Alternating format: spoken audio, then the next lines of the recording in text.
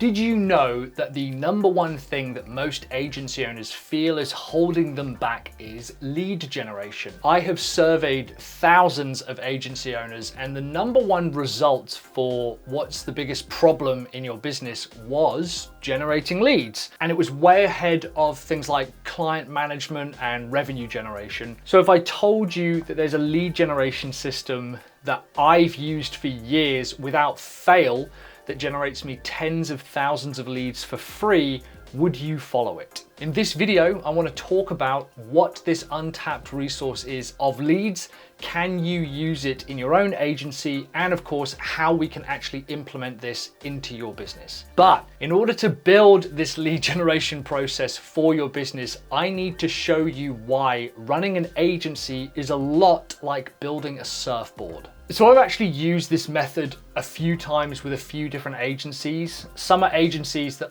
I've run or I've set up. Others are actually businesses who have got nothing to do with me. Maybe they were clients or partners or whatever. In total, I've literally generated hundreds of thousands, maybe even millions of leads and subscribers using this method across different businesses. I would also say from the get-go that I would encourage you to use this process with your own clients as well. Let's take Julie as an example. Her agency was small. It was her, a part-time designer, and like a VA. And within days of using this exact process, she had an inbox full of new leads who were qualified and engaged and wanted to work with her. Julie didn't have a massive Instagram following. She didn't have a huge email list or a Facebook group.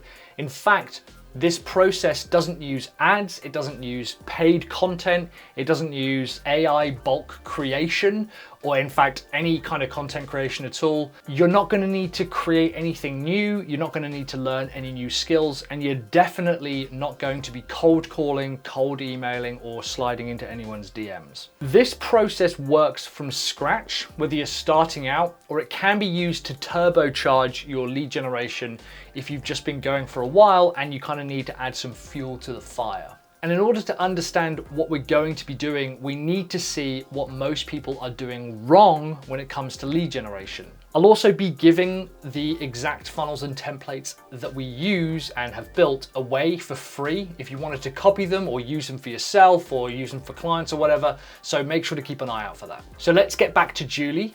When she first started working with me, her biggest setback was that she relied on referrals, which, while great, referrals just aren't as scalable. You can't just do more referrals. Well, you can, but we'll kind of come to that later. So referrals aren't totally within your control. Julie wanted more work from her higher paying clients, and she wanted to find more kind of clients in general, and she felt that if she had more leads, she'd get more work, which I guess kind of makes sense. But Julie was making a massive mistake that was absolutely suffocating her lead generation process.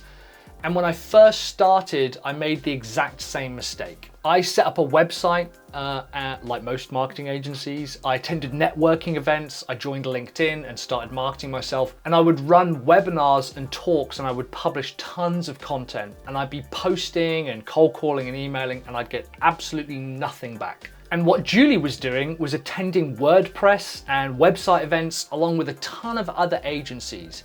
And her Facebook feed was full of designers. All the groups that she belonged to on LinkedIn were other agency owners and other website businesses, and she put together a webinar to talk about the top 10 trends in web design because that's what she was an expert in, right? So I want you to ask yourself, if you were to post something on social media, whatever it might be, who's more likely to see it? Your ideal clients or your current colleagues and peers and other agencies, maybe even your competition?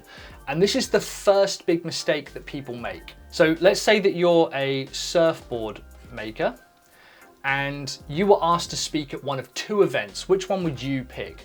One with other surfboard manufacturers or one filled with surfers?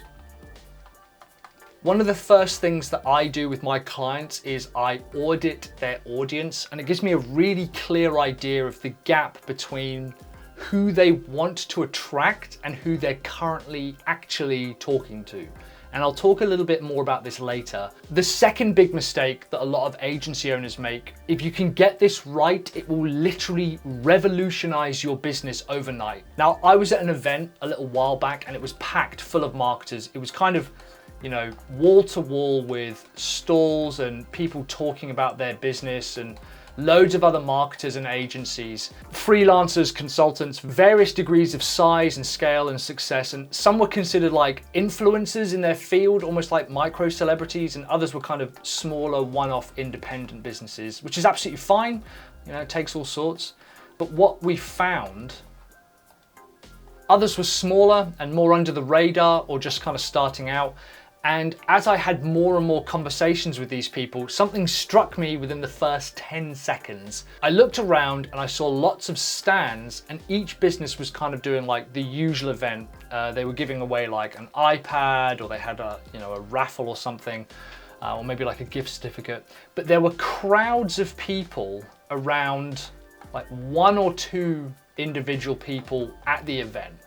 And these people didn't even have stalls. In fact, if I was a stall owner, like, I'd be pretty pissed off. And it ended up that one of the stall owners even came up to me and they said like, hey, I can't believe that I've spent, you know, all this money on a stall and a sponsorship package, and I'm giving away an iPad and hardly anyone is coming to my stall. So I asked the sponsor why they thought that this person was super popular. And they said something like, well, everyone is trying to speak to them because they're an influencer. And I didn't think that was true. So I asked the sponsor, what did they do for work? And their response was, we're a web design agency that specializes in small business. We can do absolutely anything you need. Now, bearing in mind, like, everyone at this event was an agency or a freelancer or a marketer. Like, basically everyone in attendance did the same thing. Okay, I replied, and the person who is like surrounded by adoring fans, what do they do? And she said they help small YouTubers sign big sponsors. Oh. And the penny dropped for them, and they finally got why some people get so much more attention compared to other businesses. And remember, coming up, I'm going to cover exactly like what you need to do to generate a flood of leads, a bit like the person at this event, where there is a hidden resource for your leads and how you can use this all within your agency. So let's actually talk about building this into your agency. Now, this process doesn't require you to like rewrite your entire website or your social media profile. You're not going to need to create lots of new pages or products, but we are going to need 2 things.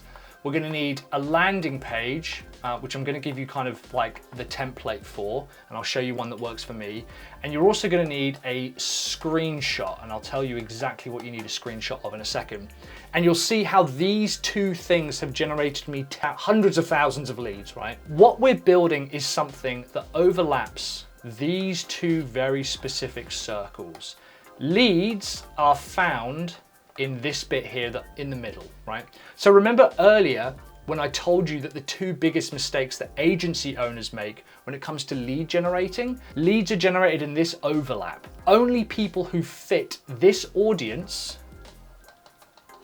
and who have this problem are going to become leads. They even have a chance at becoming a lead. And if we look at what most agencies do, it looks more like they are a surfboard maker and they are trying to sell more surfboards to those surfboard makers, as opposed to making it look like this, an audience of surfers, and we help you have a better surf or a safer surf or whatever your kind of problem is that you solve. Tell me, looking at these overlapping circles here, that you wouldn't be able to create a lead generation campaign with just this information.